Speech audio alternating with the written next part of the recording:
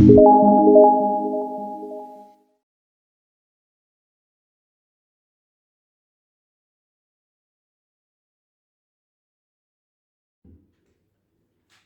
दोस्तों, पुरुषार्थ career classes से मैं प्रतीक कौशिंदे आपका स्वागत करता हूं।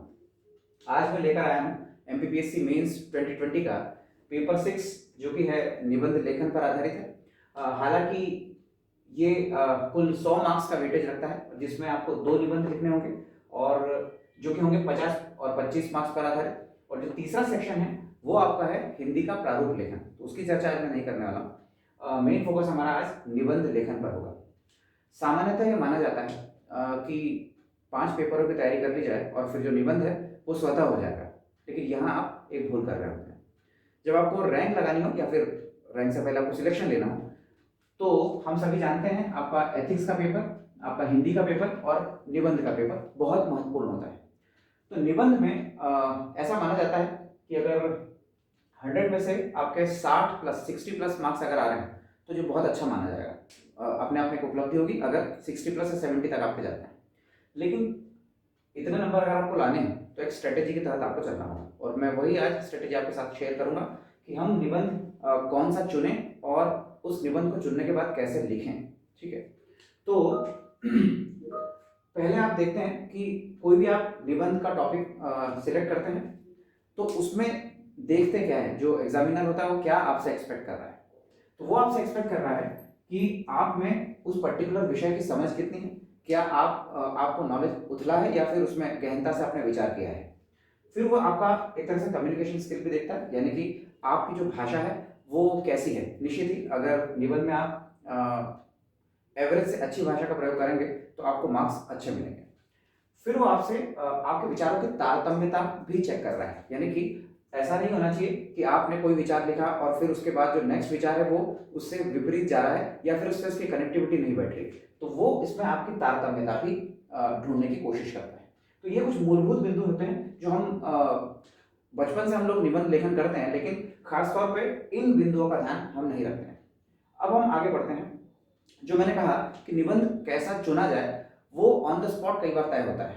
हालांकि इस बार मैं आपको बताऊं कि जो डिवीजन किया गया है निबंध का, वो जो पहला निबंध है वो है आपका 50 मार्क्स का, जिसमें 1000 शब्दों में आपको लिखना है। और करीब करीब इस बार के आप जब सिलेबस को आप देखेंगे गौर से, तो उसमें करीब करीब 20 से 25 टॉपिक्स आपको दे दिए गए हैं और उन्हीं टॉपिक्स में से आपको निबंध आएगा। ये अपने आप में एक पॉजिटिव चीज है। दूसरा जो निबंध आपको लिखना है वो है 25 मार्क्स का और 500 शब्दों में आपको निबंध लिखना है, लेकिन उसमें लिखा हुआ है कंटेम्प्रेरी, यानी कि समसामयिक विषय पर वो आपसे पूछा है, जैसे कोविड-19 हो गया या भारत की अर्थव्यवस्था पर कोई निबंध आ जाए, वो इस समसामयिक विषय पर आपको तैयार करना होगा। ठीक है, तो अब मैं आता हूँ कि निबंध को जब आप वहां पर टॉपिक चूज करेंगे तो वो कौन सा करें, पहले तो ये देखें। तो जब आप टॉपिक चूज करते हैं तो सामान्यतः वैसा टॉपिक लें जो अनकॉमन हो थोड़ा सा, यानी कि भारत की अर्थव्यवस्था पर कोई अगर निबंध आ रहा है तो मेरे हिसाब से वो सभी लोग लिखते हैं। लेकिन अगर आप साहित्य भाषा पर आधारित कोई निबंध लिखते हैं, आप साइंस एंड टेक्नोलॉजी में ऐसा टॉपिक जो करंट टेक्नोलॉजी पर बेस्ड है वैसा टॉपिक लिखते हैं, या फिर आप संस्कृति से जुड़ा हुआ कोई टॉपिक लिखते हैं, उसमें अपेक्षाकृत आपको अपेक्षाकृत यूज कर रहा हूँ क्योंकि वो एग्जामिनर की मनस्थिति पर रहेगा कि वो मार्क्स आपके कैसे देगा। तो वो अगर आप टॉपिक चूज करते हैं तो आप बाकी लोगों से थोड़ा सा अलग हो जाते हैं। अब आइए, निबंध को जब आपने टॉपिक को चूज कर लिया, अब उसको लिखते कैसे हैं। ठीक है, तो फर्स्ट ऑफ ऑल आपको निबंध को ध्यान से पढ़ना होगा, यानी कि अगर आप 50 मार्क्स वाला आपने निबंध आपने सिलेक्ट किया तो उस टॉपिक को आप पहले तो ध्यान से पढ़ें, क्योंकि कई बार ये भी हो जाता है, ऐसी घटना भी घटती है कि आपने जो टॉपिक लिया है और आपने जब लिखना चालू किया तो आपने उससे इतर लिख दिया। ठीक है, तो उसको ध्यान से पढ़ना होगा। मैं आपको नेक्स्ट वीडियो में एक टॉपिक लेकर बताऊंगा उस पर कैसे निबंध लिखा जाए, बाकायदा मैं आपको उसमें बताने वाला हूँ। लेकिन यहाँ समझें, फर्स्ट ऑफ ऑल आपको क्या करना है, उस टॉपिक को ध्यान से पढ़ना है कि उसमें पूछा क्या गया है। फिर आपको क्या करनी है, ड्राफ्टिंग करनी है, यानी कि हालांकि आपके पास इतना वक्त नहीं रहेगा, लेकिन फिर भी आप 1 या 1.5 मिनट का समय प्रॉपर उसको सोचने में लगाएं। अगर 1000 शब्द का आपको पूछा गया है तो अगर आप उसको 900 और 920 तक भी लिखते हैं तो कोई दिक्कत नहीं, लेकिन वो प्रॉपर फ्रेम में होना चाहिए। तो आप क्या करेंगे, ड्राफ्टिंग करेंगे उसकी, यानी कि उसका इंट्रोडक्शन, उसकी मेन बॉडी और उसका कंक्लूजन, इन 3 हिस्सों में आपका पूरा निबंध होना चाहिए। और सबसे ज्यादा फोकस अब आपका यहाँ पर मेन बॉडी यानी कि मुख्य जो उसका स्ट्रक्चर है उस पर रहेगा।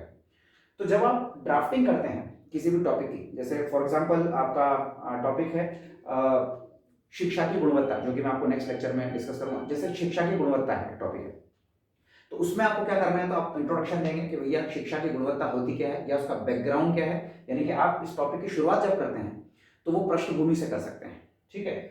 या फिर आप ये भी कर सकते हैं कि स्टार्ट आप किसी एक कविता से कर सकते हैं या छोटी सी कहानी से भी कर सकते हैं या अपनी ही कोई स्वरचित पंक्तियों से आप उसकी शुरुआत कर सकते हैं, लेकिन उसका रिलेवेंस उस टॉपिक से होना चाहिए।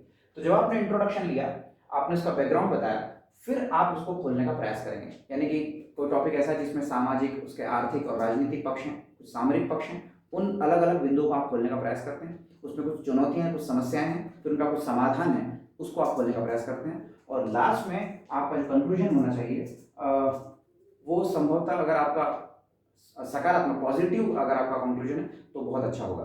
तो आप कंक्लूजन में क्या करते हैं, कई बार आगे की राह, या ये भी बता सकते हैं कि जो निबंध आपने पूरा लिखा है उसका सार तत्व भी आप उसमें दे सकते हैं, या फिर आप उसको अपने तरीके से कंक्लूड कर सकते हैं कि ये समस्याएं थी, अब इसका समाधान ऐसा हो सकता है, और अपना सुझाव आप उसमें डाल सकते हैं। तो ये आपका कंक्लूजन हो गया। तो अगर आप ड्राफ्टिंग अच्छे से करते हैं और चिंतन करके आप निबंध को लिखना चालू करते हैं, तो मेरे हिसाब से आपको 100 में से 60 प्लस आने की संभावना होगी। अब मैं नेक्स्ट जो आपके लेक्चर्स होंगे उसमें विषय लेकर बताऊंगा कि इस विषय को कैसे लिखा जाता है।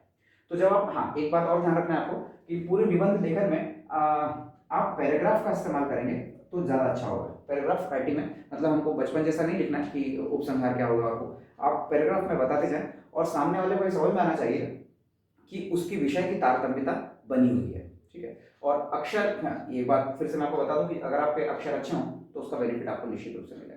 तो ऐसे करके आप निबंध लेखन कर सकते हैं, और कोशिश ये करें कि आपके घरों में भी मैं जो जो टॉपिक पढ़ाते जा रहा हूँ उसकी प्रैक्टिस आप अपने शब्दों में भी करें। तो मैं ऐसी आशा करता हूँ कि आपको ये वीडियो पसंद आया होगा। नेक्स्ट वीडियो में हम लोग एक टॉपिक लेकर उसको डिस्कस करेंगे।